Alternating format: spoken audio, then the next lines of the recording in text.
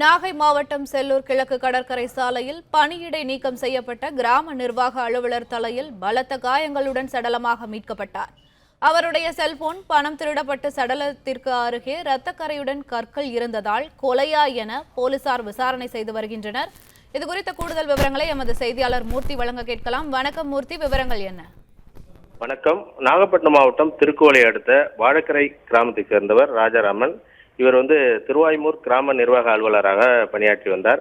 இந்த நிலையில் கடந்த 2024ஆம் ஆண்டு எட்டுக்குடி கிராமத்தின் பொறுப்பு கிராம நிர்வாக அலுவலராக பணியாற்றிய போது லஞ்சம் பெற்ற குற்றத்திற்காக கைது செய்யப்பட்டார்.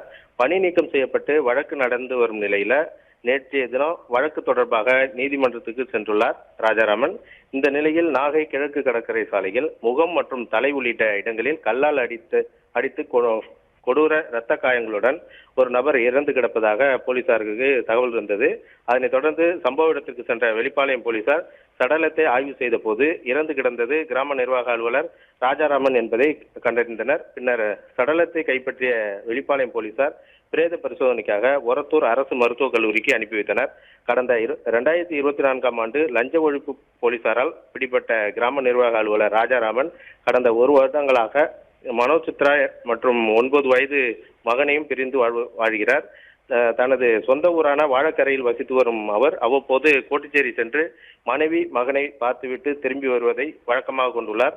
இந்த நிலையில் இன்று கிழக்கு கடற்கரை சாலையில் முகம் சிதைந்து இரத்த காயத்துடன் ராஜாராமன் உயிரிழந்து கிடந்துள்ளார். ஆனால் அவருடைய செல்போன், மணி பிரஸ் உள்ளிட்டவைகள் மர்ம நபர்கள் திருடி சென்றுள்ளதாக தெரிகிறது.